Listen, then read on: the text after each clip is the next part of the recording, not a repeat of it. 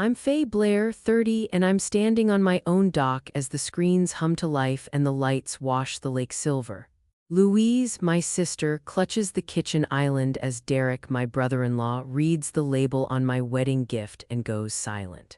Michael, my brother-in-law's best friend, stares at the framed photo of Allison beside the DNA report and forgets to breathe. Janet Reed, the councilwoman backing Derek's bid, scans the guest list wristband on her arm that also doubles as recording consent. Grant Ellis, the lead investor evaluating Derek's project, nods to his associate and says, "We'll take all copies of those packets." Sophie Brooks, Michael's fiancée, steps back from the table, her face open and unguarded as the projector waits for my cue. I raise the mic and say, "You used a room like this to make me small. Tonight I'll use my own house to make the truth full-sized." Before I tell you how I uncovered 2 years of lies and timed every second of this takedown, tell me where you're listening from, subscribe to the channel, and switch on notifications for more family revenge stories. I read every comment every time. I learned early what my place would be. I was the fix, the person who took the call at midnight when a casserole needed rescuing or a schedule fell apart.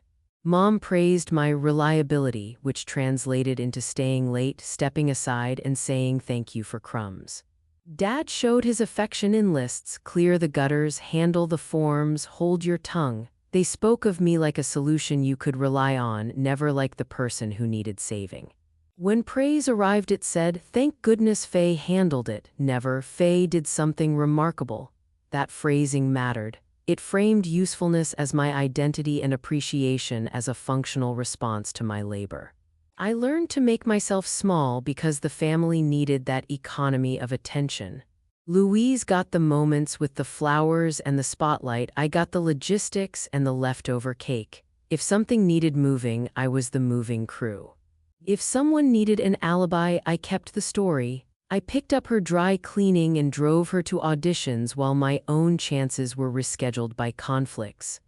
Birthdays for me were afterthoughts, for her, theaters and ribbons.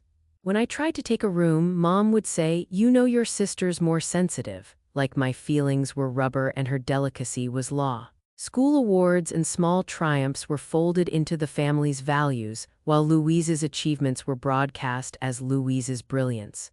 I ferried her to dates and interviews. When I applied to something, logistics suddenly became impossible. People forgot to confirm me, or an event clashed with my shift.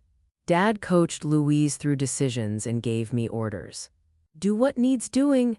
The message was consistent: be durable and disposable.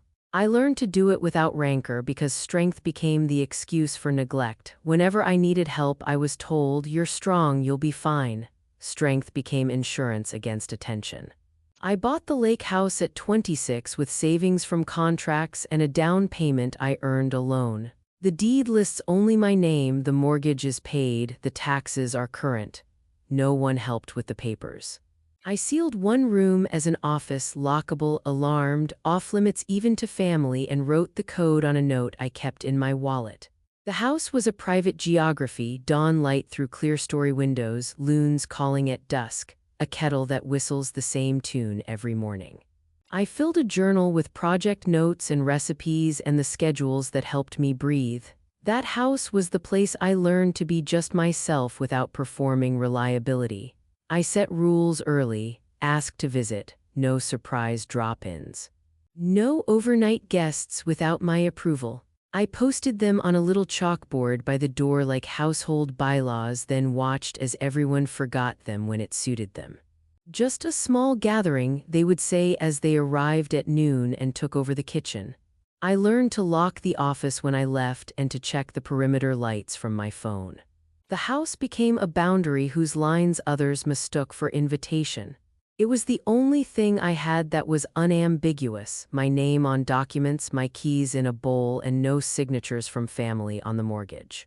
Small erasures accumulate until the weight becomes a map. Holiday photos cropped at the shoulders so my face was cut out by accident. Group chats where plans were set without me, followed by the standard line, "We assumed you were busy." Gifts I gave reappeared rewrapped and presented by others. My name swapped for theirs without comment. Louise made jokes that rewrote history. Faye always hated parties when I had been the one to host half of them. Apologies rarely addressed the wound, they were image management. Don't make a scene, someone would say, not we're sorry. That phrasing taught me to bury my hurt under functionality, to file offense into calendars, and to carry receipts like talismans. I kept lists. Screenshots of group chats that were pruned the week of the wedding, photographed presents that had been represented by someone else, a folder of images where my face had been scaled back until I could be mistaken for background. Each single erasure was deniable. Together they made a route map showing how the family had practiced leaving me out. The pattern was so regular it felt like grammar. You were either the subject of the sentence or a clause that carried the verbs. I chose to stop being a clause. I loved Allison with a clear, uncomplicated love. I was in the room the week Louise brought her home. I stocked the freezer and set up diaper schedules without being asked because someone had to be steady while new parents rearranged their lives. Allison reached for me at family dinners, her small hand searching my sleeve before she knew the rules that made people small. I kept a second crib in the lake house's guest room because inflexible schedules and last-minute calls were my normal. I wanted a place for her to nap if she needed to while her mother fussed over a dress. I cataloged photos Louise texted at 2 in the morning, dates, weights, milestones. I kept them in a folder on my phone with labels, date, time, who was present, because details matter to me. When Allison said, Faye, I felt something like rightness I had not been taught to expect. I pretended not to cry in the kitchen. The tears would have been an inconvenience. My love for Allison never depended on Louise. That distinction would matter later. I would not use the child as a lever, but I would protect her from being used by others. My work sits in the quiet hinterland of the town: build-outs, permits, event logistics. I manage timelines, budgets, vendor contracts, and the kind of overnight calls that make someone else's event come off without a hitch. People know me as the one who delivers on time, no spills, no missed permits. My phone has contractor contacts and inspectors' calendars and backup vendors 2 towns over. I've run events where Janet Reed, the councilwoman, spoke. She knows me as the woman whose checklists become the truth on the ground. I keep my personal life private around clients. Sentiment is a liability when you are responsible for other people's reputations. My name carries quiet weight in town: inspections passed because of my files, venues booked because of my recommendations, but in my family that weight evaporated into thin air. They liked the results and hated the presence those results required. So I kept a low profile and let my competence do the talking, even when my own voice wanted more. She reached for me at family dinners before she could name the different kinds of attention. Her fingers found the cuff of my sweater and it felt like a vote. The trust in that small motion concentrated everything I wanted to protect. I kept a second crib in the guest room at the lake house because I wanted a safe place if late-night calls or shifts made a nap necessary. I folded up extra onesies and stashed them in a drawer labeled for Allison so no one would mistake them for generic baby clothes. There was no conversation about it. I did it because it made sense to me. I cataloged photos Louise texted me at 2 in the morning, date, weight, a note about a first laugh, because details matter to me. I kept them in a folder on my phone marked with the day and time. I learned the cadence of a baby's schedule: feedings, naps, the lullaby that worked when teething hit. The small practices are all that create safety. The right bottle temperature, a wet cloth on the forehead, an extra clean bib stashed where the stroller lives. I became the quiet repository of those details because Louise was busy being seen. That distinction matters later. When Allison said Faye for the first time, my hands were busy with a spoon and I pretended not to cry. I didn't want that night to be a scene. I wanted that name to be a thread that could not be pulled apart. Loving her never depended on Louise's approval. I fed her, changed her, photographed the moments no one else noticed. I would protect her from being used as a pawn. I resolved that early. But I would also make sure the truth that kept her safe would not be sacrificed for someone else's image. The town knows me for the things that don't make noise, permits filed on time, venues that open without a hitch, a last-minute fix that looks like it was always planned that way. I manage build-outs and event logistics for small firms and community organizations. My phone contains contractor contacts, inspector calendars, and backups for things that break at the worst possible moment. I work between municipal offices and warehouse lights, and I like the tactile nature of the job, the weight of a vendor contract, stamps on papers, the hum of a generator when the power blinks.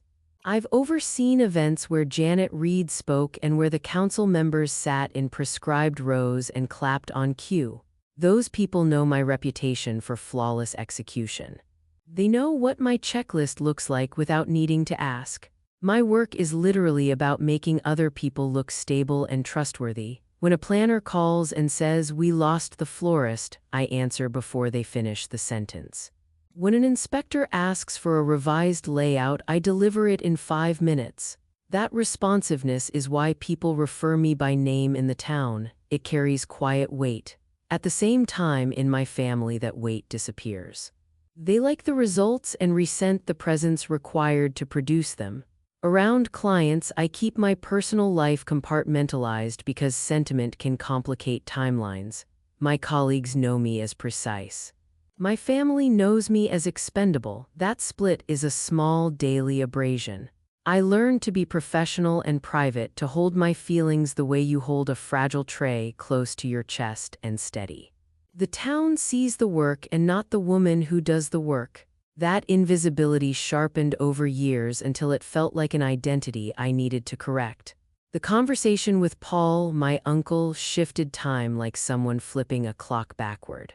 I was packing a bag of produce in a small suburban grocery store when I said, "I can't wait for Louise's wedding tomorrow," and he looked at me like I had misremembered my own life. He froze, then stuttered, "The wedding was last week." The cart handle went slick under my palms. I remember the texture of the plastic and the fluorescent hum over the produce aisle sharpening into a single, loud noise. He pulled his phone out and showed me a photo: Louise in a white dress, Derek beside her, Michael standing a step behind, Sophie half smiling at the edge. The image sat in his palm like a coin that could buy me nothing. I asked why no one told me. "I thought you knew," he said then. "I'm so sorry." And then he started to trace the photo with his finger like that would alter the fact. He looked as if he had broken a bone he could not set. I thanked him in a voice that was even, because being even is the armor I wear. I finished shopping because function steadies panic: buy milk, pick the cheap apples, bag the broccoli. Later in the car, I scrolled through group messages and saw the holes where messages had been pruned. A thread that should have been full of pictures was empty. The absence became a bruise. At home, I replayed the photo on my phone like a clue. I typed Louise a question: "Uncle Paul says the wedding was last week. Is that right?"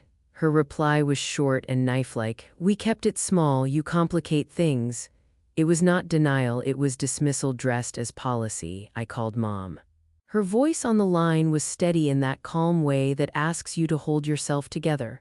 "We didn't want drama," she said. Dad added predictably, "It was decided. Don't stir this." Derek sent a thumbs-up emoji, an act of screen cruelty that reads like nothing if a historian audits the conversations later. I sat at my kitchen counter and stared at a photo of Allison taped to the fridge.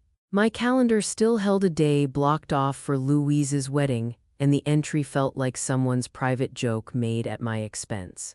The more I dug, the more I found edits, messages deleted, group chat pictures missing, a pattern of exclusion that was organized enough to be intentional. It stopped being a single cut and started to look like a surgical plan. The question that took over then was not whether I was excluded, but why they had chosen to erase me in that exact way. Mom called to invite me to their anniversary reception and I hesitated. She said, "It's our anniversary. Family only, please come and be gracious."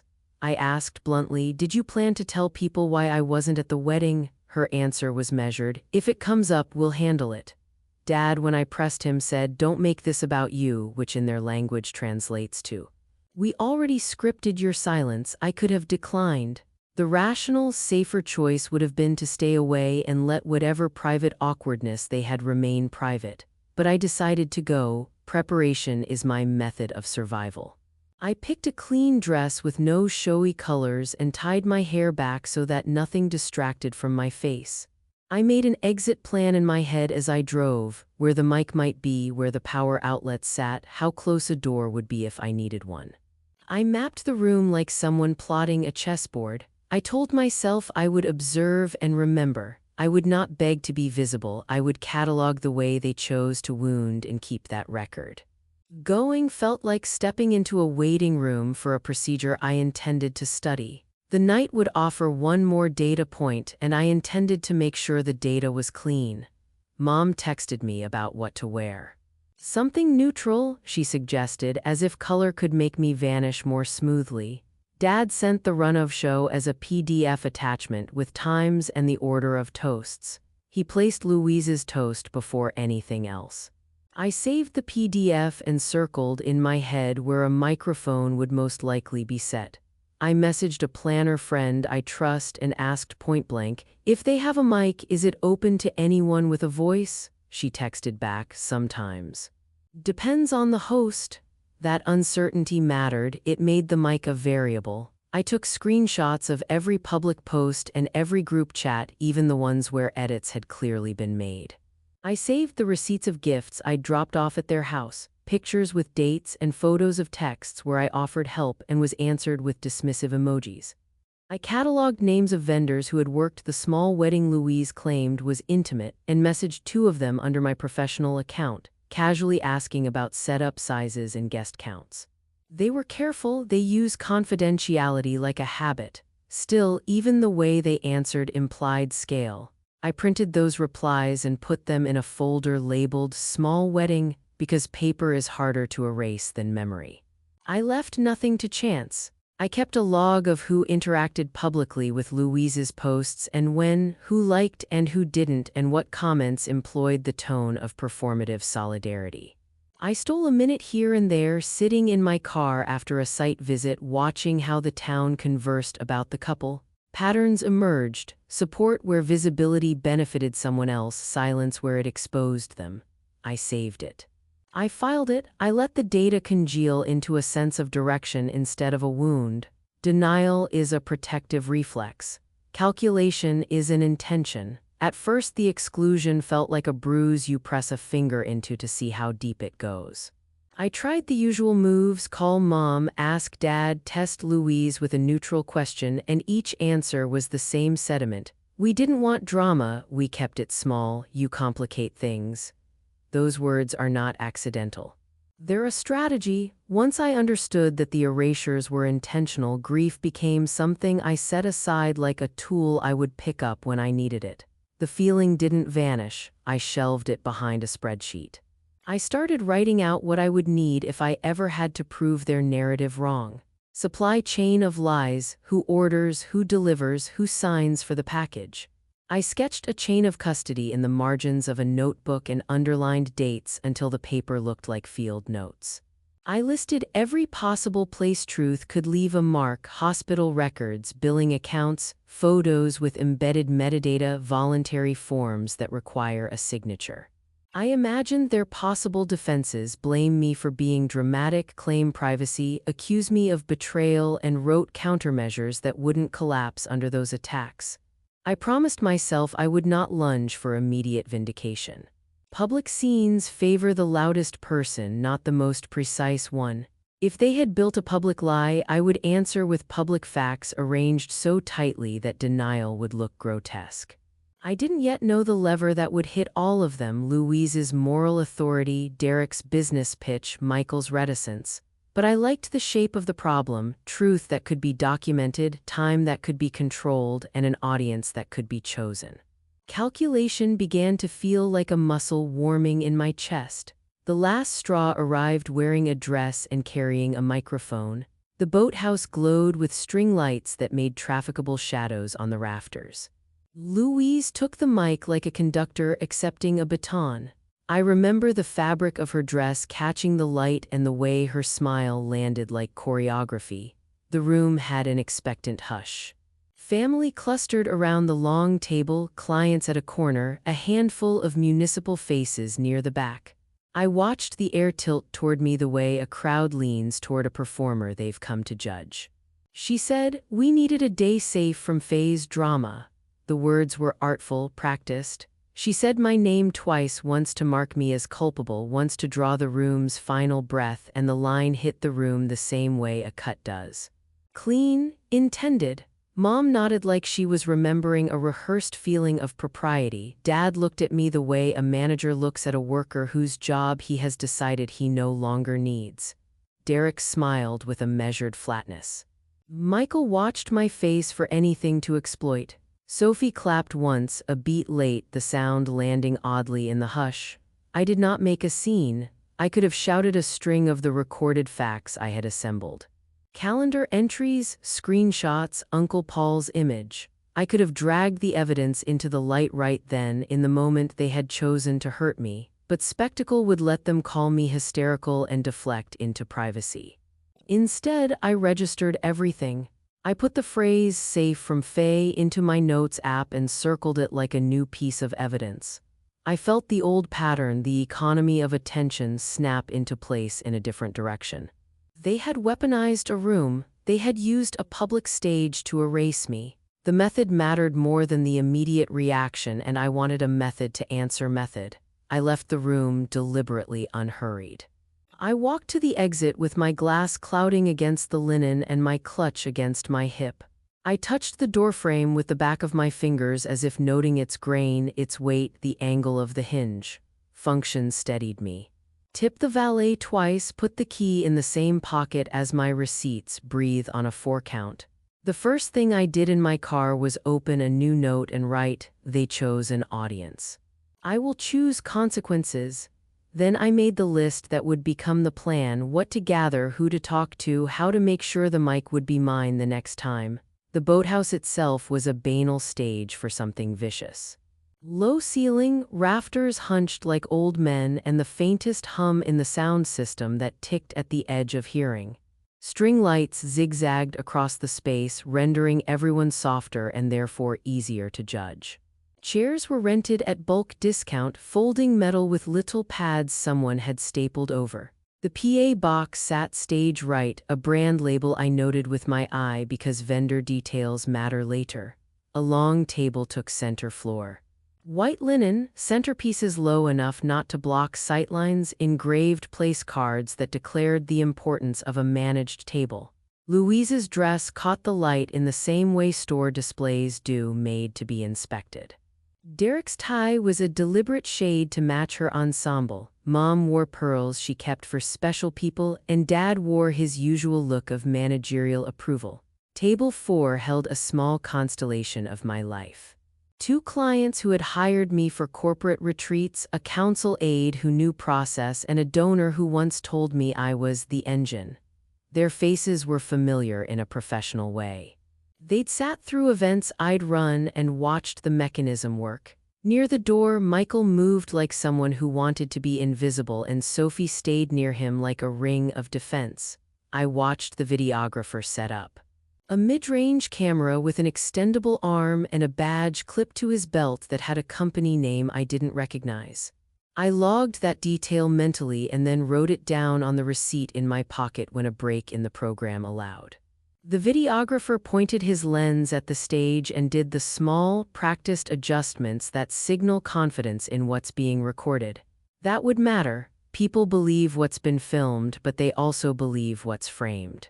I studied the angles. When Louise took the mic, the words were chosen as carefully as a product label. We needed a day safe from phase drama. The phrase fell into the rafters and stayed there. It was not accidental. It had rhythm and a victim story built around it, immediate, tidy, and designed to seal a narrative. Mom's nod said validation. Dad's expression read like a performance review. Disappointed in the employee who'd not obeyed the hidden rules. Derek's smile had no teeth in it. It was a smile that measured risk and decided on denial. Michael watched me like someone waiting for me to either collapse or retaliate.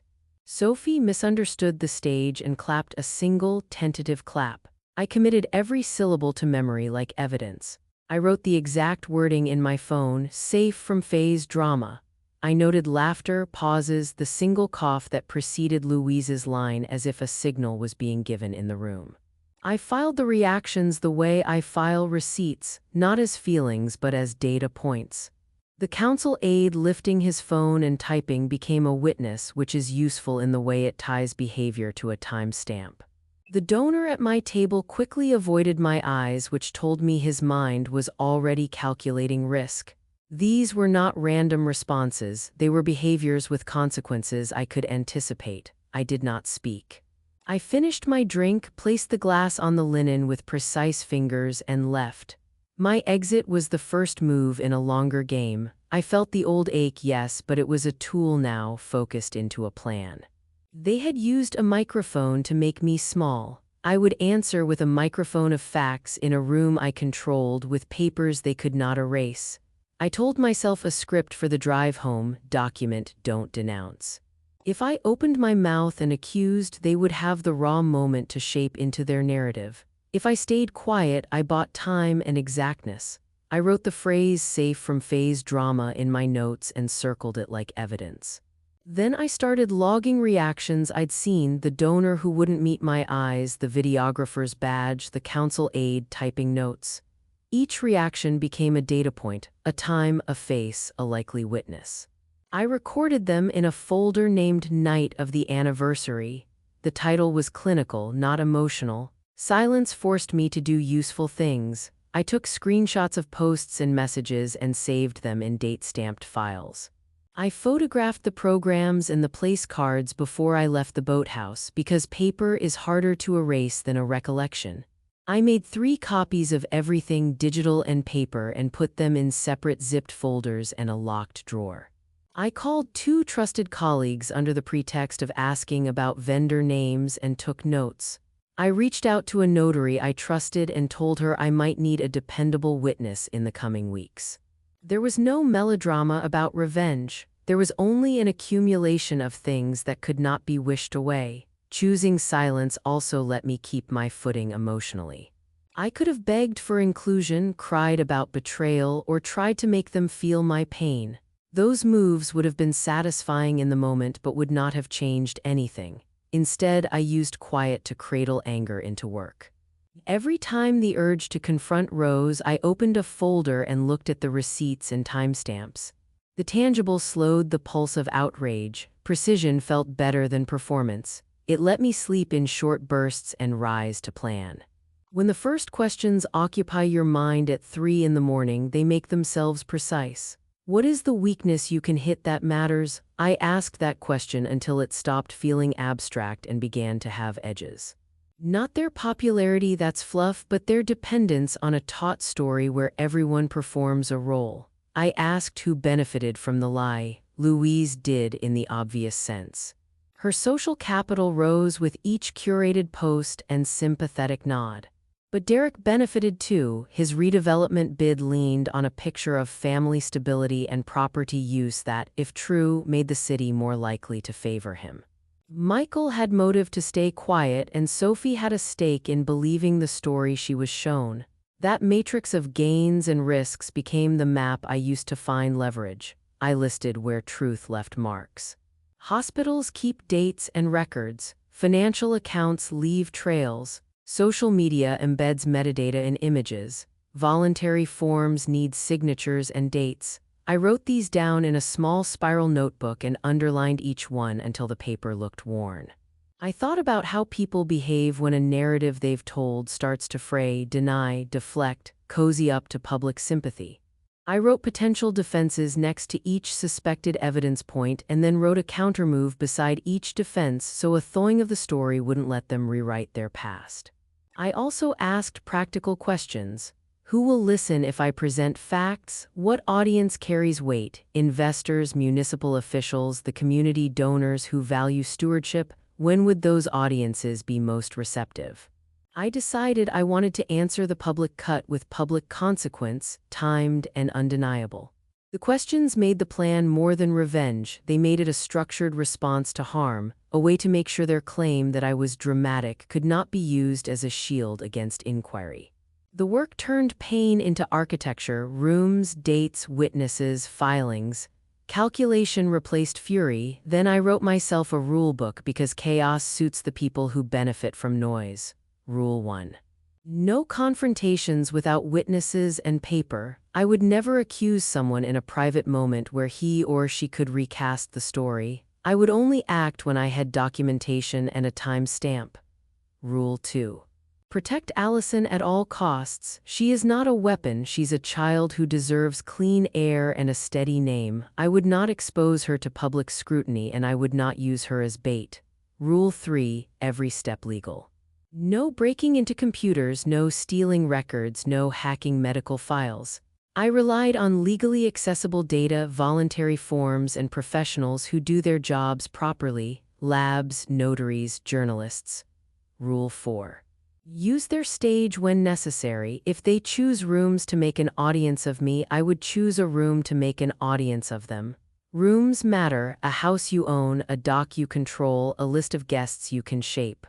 Rule 5. Irreversible outcomes, not spectacle. I aimed to lodge things where they couldn't be waved away: ethics filings, investor packets, municipal complaints. Rule 6. Operate alone but with a professional crew. Vendors and consultants who do their jobs quietly and competently are allies. I kept a small circle: a notary, a trusted lab, a journalist who understands public documentation, and an AV tech who could make evidence speak clearly. That rulebook became my moral compass and my logistical checklist. It turned what felt like personal justice into a process I could follow without the fog of rage. It also made clear what I would not do. I would not put Allison in the line of fire. I would not slander. I would not stage chaos. Precision meant refusing spectacle in favor of facts that could be verified by anyone willing to look. The rules felt austere at first, but they steadied me like a harness. So I set objectives, constraints, and a timeline like a project manager writing a brief. Objective 1. Reverse Louise's narrative publicly in a room similar to the one she used to diminish me. I wanted not just to rebut but to substitute her story with a factual record. Objective 2. Trigger financial and ethical consequences for Derek's Lakeshore bid by exposing documented misrepresentations he made about property ownership and dependent claims. Objective 3. Secure a voluntary acknowledgement from Michael that aligns with the DNA and timeline evidence, so there is a signed paper that ties his name to what the records suggest. Constraints were clear. No illegal surveillance, no theft of medical records, and no actions that could harm Allison. The law is a lane you do not swerve into. I wanted outcomes that would stand up to scrutiny. There's also the constraint of time. How quickly can a lab return results? How fast can a notary meet? How long before a counsel will accept a complaint? I had to plan carefully around those limits. The timeline was tight but doable. 4 weeks from betrayal to execution. Week 1, discovery and documentation, screenshots, photo metadata, receipts. Week 2, evidence collection and chain of custody for any biological testing that would be done through an accredited lab and with proper consent where applicable. Week 3, event design and AV preparation, guest list control, and legal filings drafted. Week 4, execution, public presentation of evidence, timed filings to municipal ethics, and distribution of investor packets. The metric for success was simple: pause the investor funding long enough for an official review to begin, force a municipal inquiry into the bid, and place signed, notarized documents into the public sphere so the family could not quietly rewrite the record. Following the paternity trail felt like detective work conducted with strict respect for legality. I started by cross-referencing public records that are legally accessible. Birth date, hospital location, and any public announcements that might exist.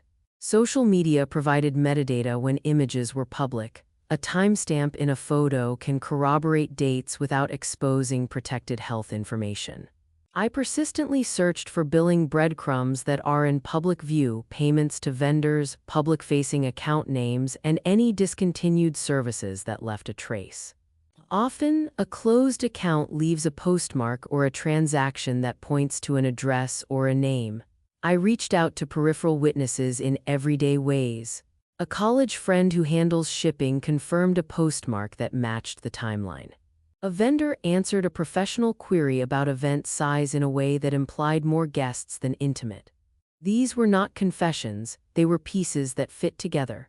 Friends in medical billing who only handle administrative customer service gave me background about how prenatal billing sometimes shows up on shared household statements.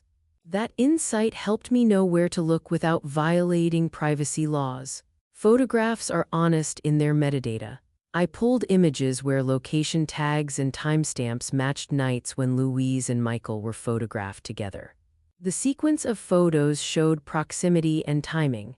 I used those publicly visible clues to form a hypothesis. If physical presence aligned with conception windows and financial breadcrumbs suggested Michael had covered prenatal costs, then paternity needed formal testing to be settled.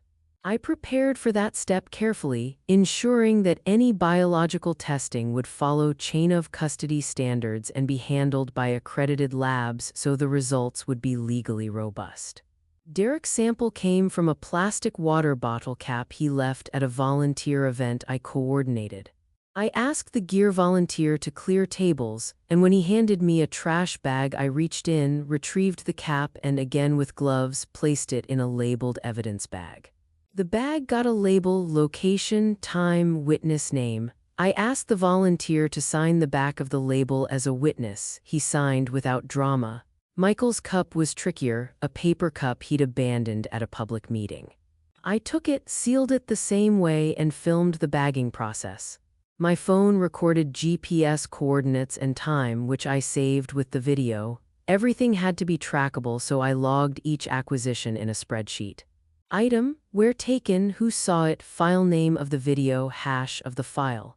I printed the chain of custody form you see in legal dramas, the simple table where you write the item, dates, and every hand it passes through, and filled it out as if I were preparing evidence for a courtroom. The lab I chose was reputable and used by family law attorneys. Their intake desk asked about chain of custody, and I gave them the tape-sealed envelopes and the completed form. They assigned a specimen number and emailed an intake confirmation with an expected turnaround. I paid with a card on my name and saved the receipt. I did not handle anything that would invade privacy laws, no hospital records taken without consent, no hacking. I relied on what could be legally collected in a public sphere and on voluntary samples where consent could be obtained.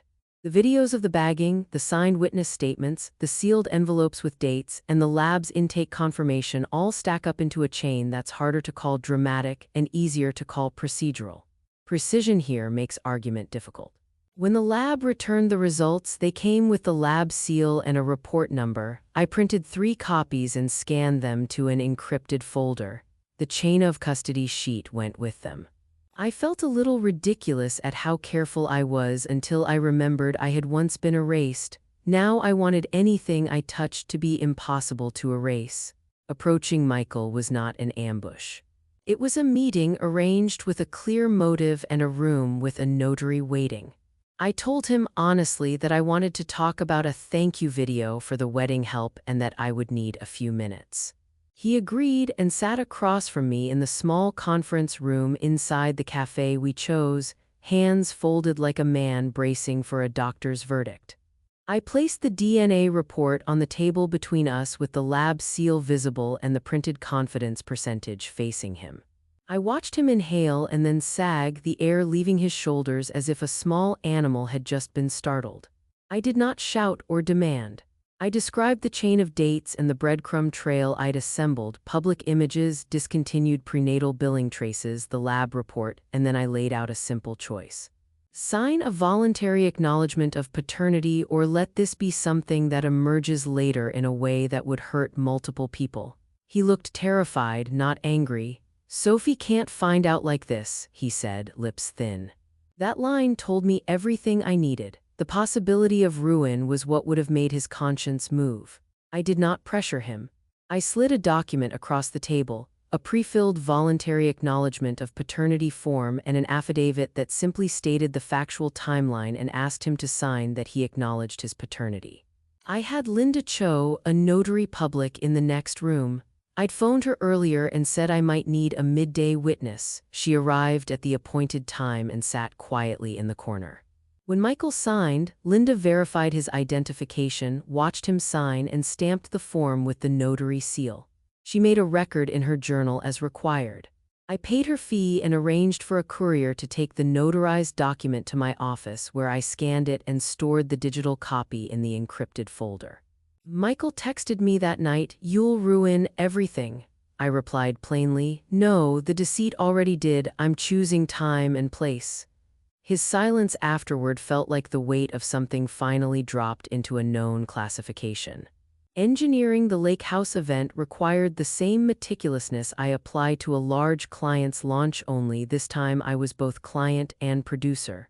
When Louise and Derek asked to use my house for a post-wedding celebration, I said yes and volunteered to handle the logistics.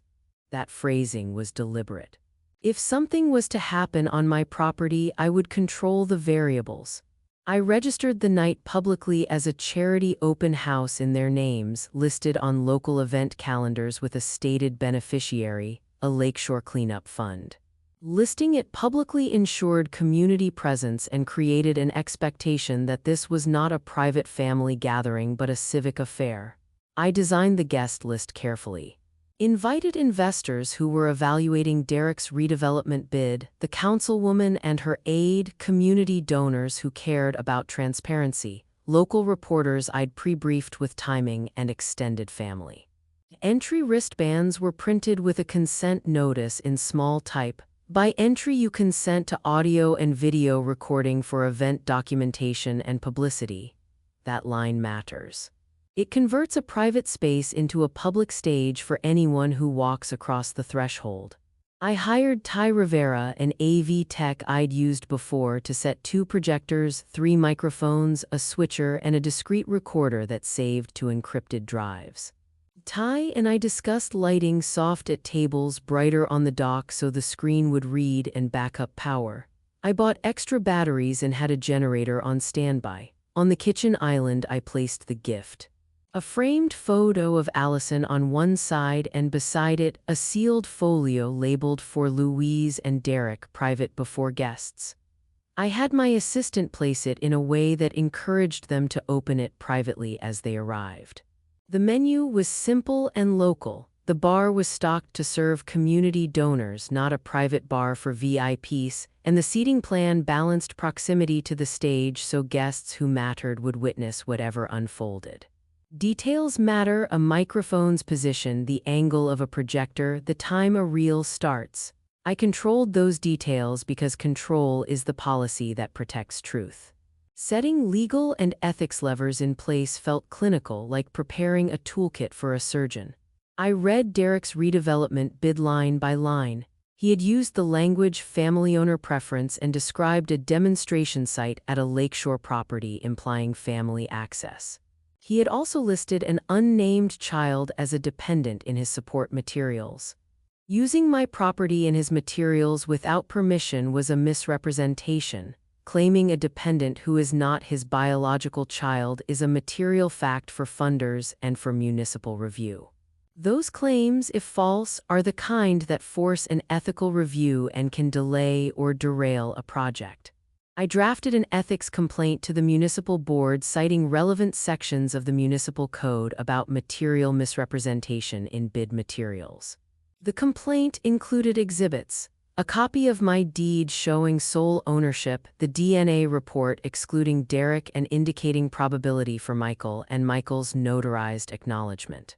I prepared a separate cover letter to the council clerk and a concise executive summary for investors titled Risk Exposure, Material Misrepresentation in Bid Documentation. Each document was color-coded and tabbed. I scheduled emails to send at a precise time during the event when the reel would end, so that inboxes would ping while the room processed the information. I also prepared packets for Grant Ellis and his associates with a risk memo, the exhibits, and a recommendation to pause funding pending review.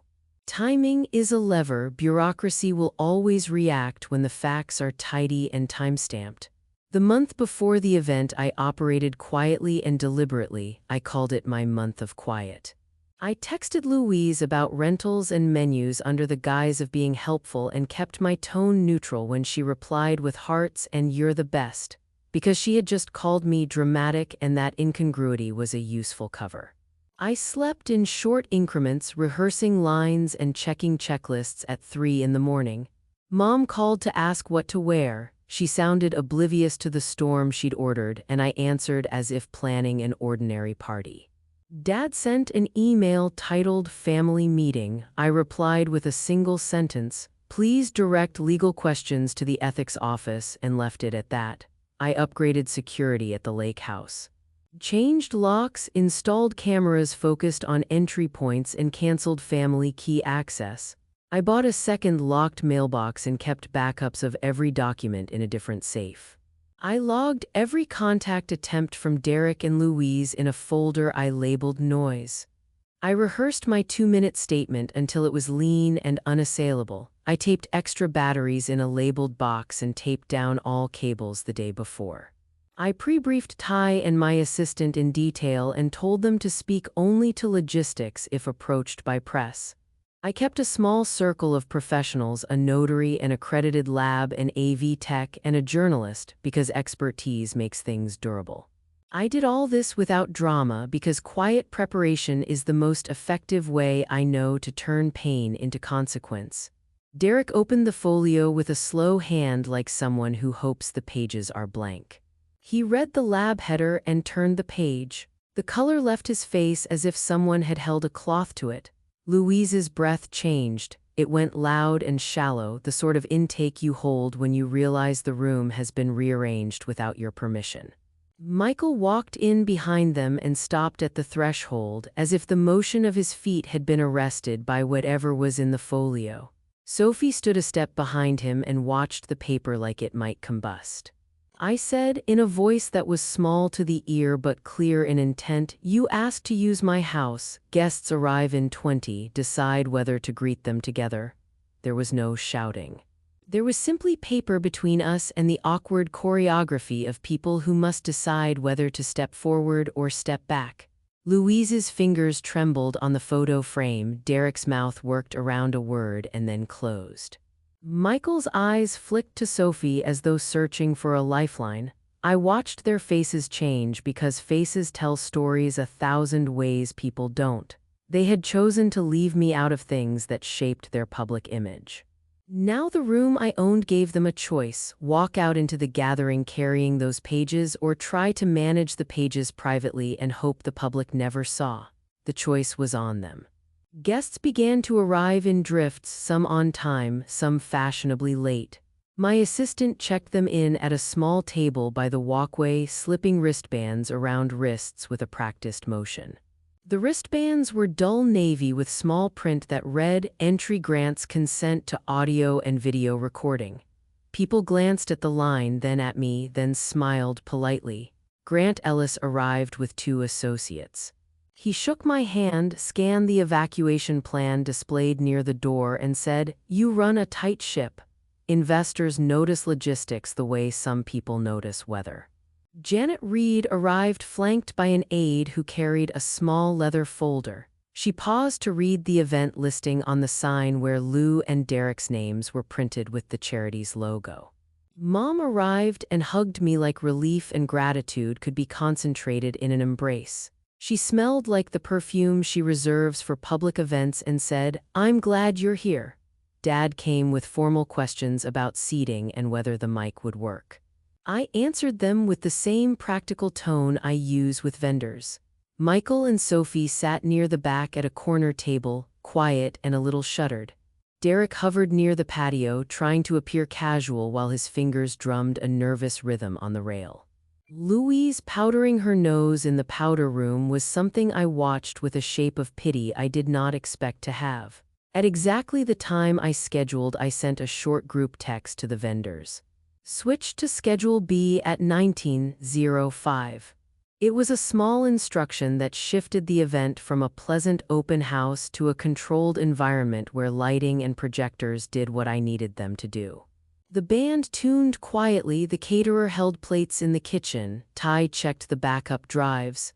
Every person who mattered to my plan had a place in the room and, more importantly, a recorded way of being present. Consent, I'd learned, can be engineered as carefully as a guest list.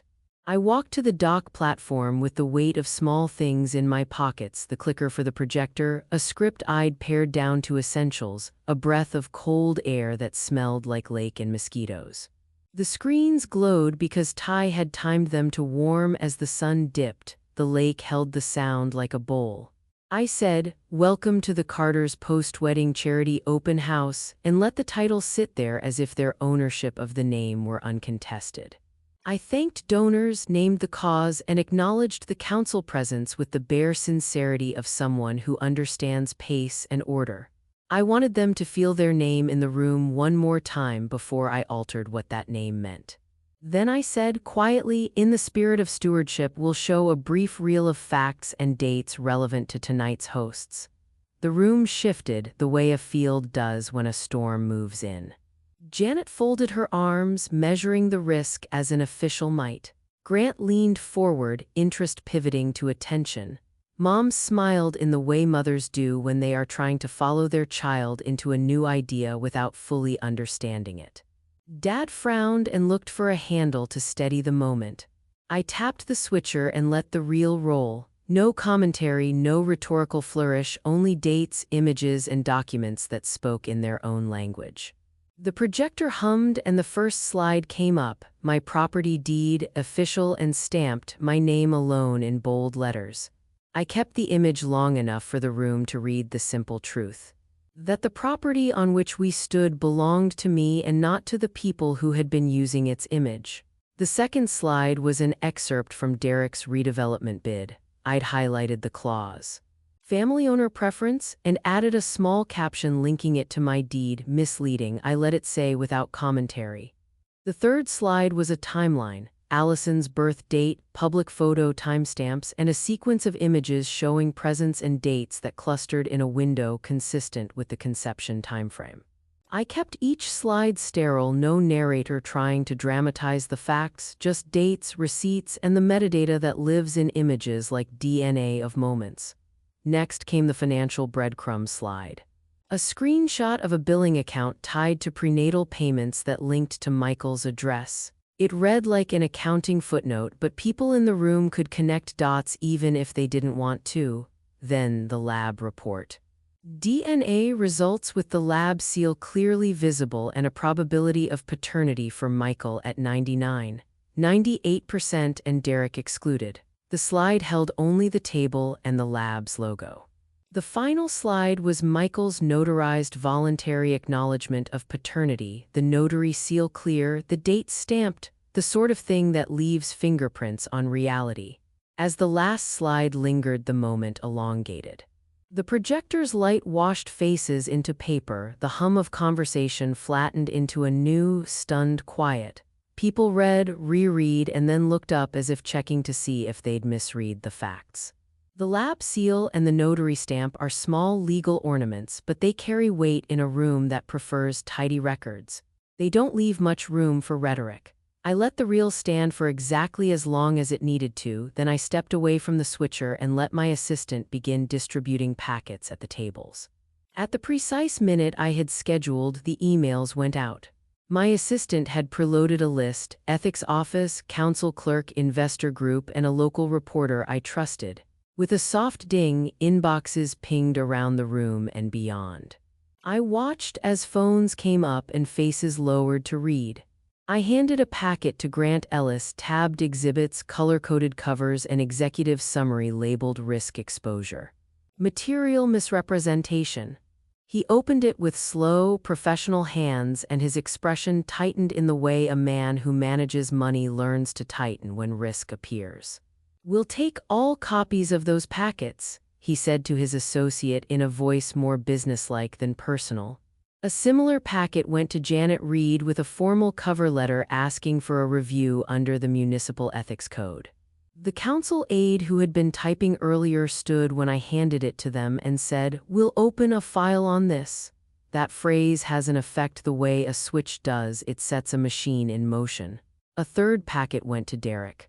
A cease and desist about using my property in his materials and a document preservation notice. His face drained as he read it, and he looked at Louise like a man whose scaffolding had been removed.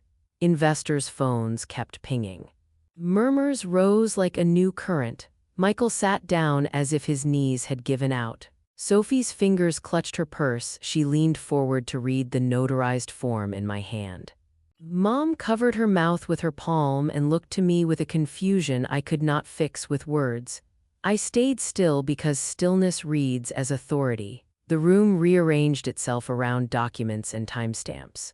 I had not come to humiliate, I had come to make consequences follow facts. As the first conversations began, urgent, small, alive, I walked inside and felt the solid click of a door behind me, which was the exact sound of the evening shifting from spectacle into process. Janet Reed looked at me in a way I'd seen council members look when they decide to open a file. Measured, professional, the face of protocol taking over personal ties. Her aide retyped a line from my cover letter into a new document without looking up. The donor who'd once called me the engine put down his glass and asked, "Do you have copies?"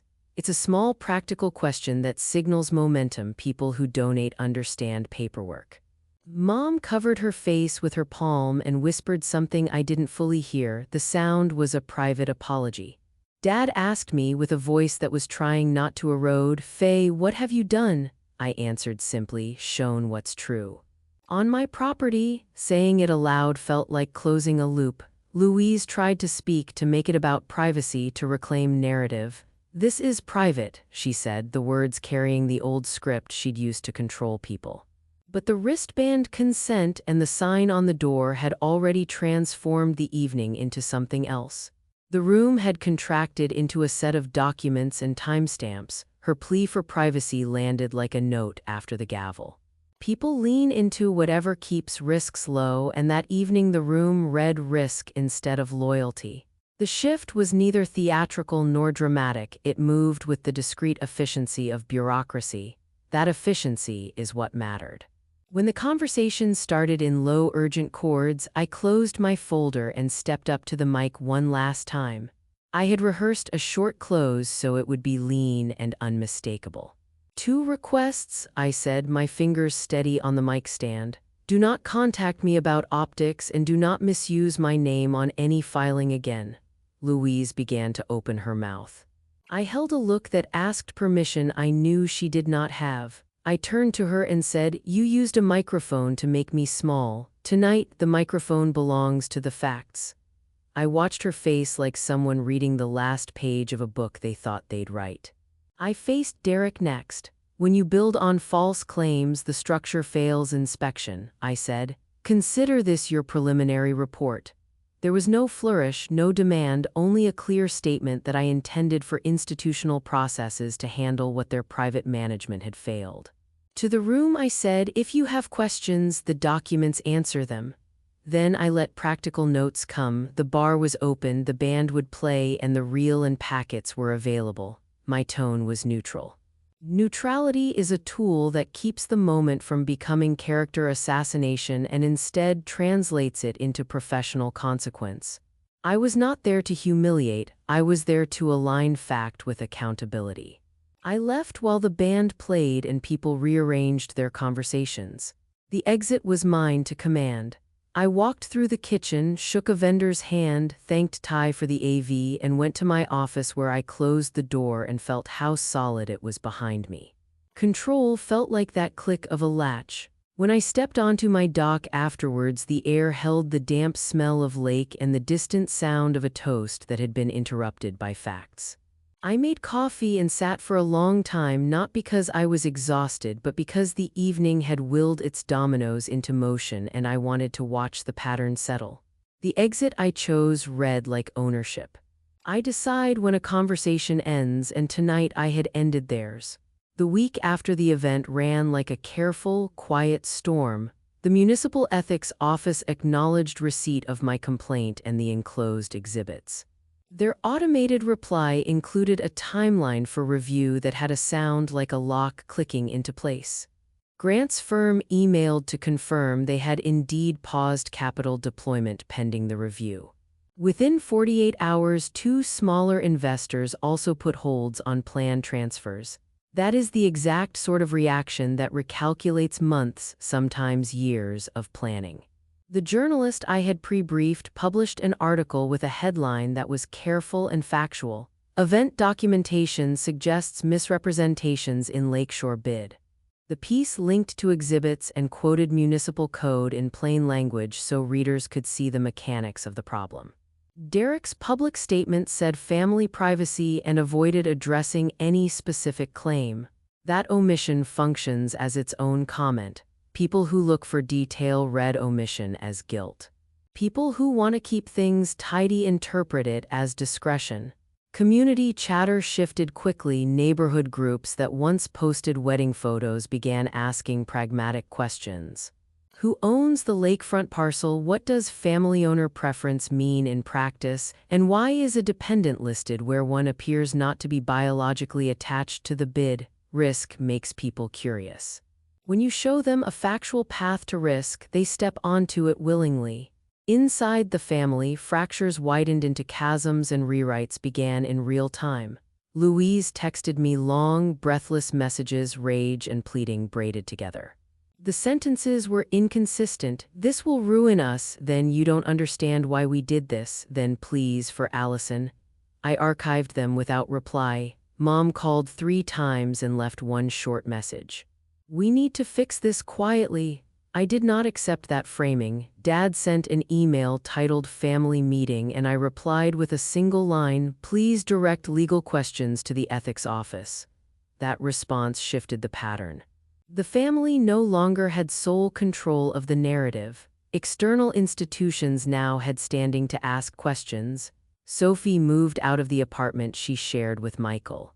A mutual friend confirmed she stayed with her sister for a few nights. Rumors about custody and child support began the way they always do, soft at first, then louder as people filled in the gaps. I did not participate in those conversations. Allison is not a lever, she is a person whose life I do not want adjudicated in the press. I declined to be the source of gossip. Holidays came with multiple invitations that were hedged with language like, we'd like you to join if you feel comfortable. I chose peace and the lake over triangulated family rooms. My boundaries had become formal. Professionally, the fallout tilted in my favor in ways that surprised even me. New clients began to call the week after, citing my legendary event control and asking for help with compliance and risk mitigation. Work doubled for the next 3 months: site audits, project management, event oversight, because people prefer someone who demonstrates competence under pressure. A developer asked me to audit a proposal for compliance. I gave them a checklist and declined conflict-heavy contracts. Janet Reed's office stopped booking me for some events which I'd anticipated as a cost of forcing a council official into a public process. But 2 council colleagues quietly started recommending me for projects that required an owner who would not let things be swept under a rug. I invited the Lakeshore Cleanup charity back without Lou and Derek's names attached, and the fundraiser exceeded projections by 22%. The notary sent me a brief note, professional conduct, it read, 2 tidy words that felt like a medal.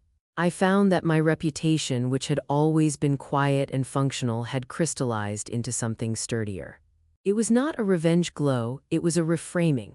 I no longer felt merely useful, I felt necessary in a way that respected my labor. The uptick in work was pragmatic. People who run projects prefer vendors who make problems solvable, but I felt a private satisfaction in being recognized for fidelity to facts rather than emotional labor. In the end, the power I'd carved out did not feel like burning a bridge or torching a past. It felt like building a new room with locks that I controlled. I slept differently, quieter, with the sense that I had aligned what I owned, my house, my name, my time, with how I wanted to be treated. The phone still rang with family requests that tried old scripts, but I had a new response: refer to the documents. Saying that out loud shaped interactions without anger. I learned that consequence administered with precision is quieter and more effective than dramatic retribution. The record now exists in paper and pixels, and it keeps its own kind of light. I documented every contact from Louise and Derek in a folder I labeled Noise, with a date, a brief content summary, and a note about whether it required a response. I saved their text messages and emails into a legal folder titled Communications. When Mom called repeatedly, I answered once and then followed up with a short email that said, "Refer to the documents." That sentence is not cruel. It's a training tool. It tells them that facts, not moods, will govern these conversations. Dad asked for a family meeting and received a calendar invite that included my attorney in the attendee list and a proposed agenda focused only on logistics and legal timelines. The presence of counsel shifts the frame from private emotion to documented matter. I met with an attorney who reviewed the complaint files and advised me on preservation notices. He said, "Keep everything." I did. I bought a second locked mailbox and began routing sensitive documents there. I instructed my assistant to forward any family communications to that legal mailbox so nothing could be lost in an emotional rush. I installed a smart safe in my office where I keep the notarized acknowledgement, the lab results, and copies of the packets I distributed. The photo of Allison without the report now sits in my guest room on a shelf where the light catches it in the morning. It's a small, private thing, love separated from weaponry. I wrote a short script for interactions and practiced it until it came out automatic: refer to the documents.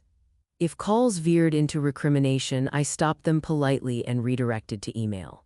If someone attempted to use Allison as leverage, I closed the call. I made my boundaries known to Mom and Dad as institutional facts rather than invitations for negotiation.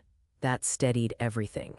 The formal moves were boring in the way good contracts are boring. They reduce improvisation, and that is precisely their power. Power in this new shape is quiet. I wake before sunrise, walk the dock with a mug that warms my hands, and listen to loons cut across the lake. The air tastes like a clean thing you meet at the beginning of a day. There's a rhythm to my mornings now: 2 minutes of stretching, 5 minutes of going over the day's checklist, 20 minutes of emails. I do not replay the confrontation. Instead, I close a small series of boxes in my head: receipts filed, documents stamped, calls routed. Those boxes are a comfort because they are real and finite. I don't gloat. Gloating would be loud and temporary. Consequence is quiet and permanent. I give myself small, exact pleasures: a clean kitchen counter, a checked-off list, a bookmarked legal file where everything is legible. I feel the power most when I refuse invitations that would require me to perform old roles. Saying no used to feel like loss, now it feels like preservation. I keep the mic in my office unused, unplugged, as a reminder that I choose when to speak and for what reason. I protect Allison the same way. I visit on neutral terms, leave small toys in the guest room, and never bring up the paperwork in front of her. Love in this version is practical, scheduled, steady, and unshowy. The record exists now in documents and timestamps, and it hums quietly like the house's security system: on, attentive, and reliable. I walk the dock and I know that the things I own are aligned with the way I want to be treated. That alignment is what the quiet feels like. If you've been erased or underestimated, tell me your story in the comments, subscribe, and turn on notifications. There's more where this came from, and I'm listening.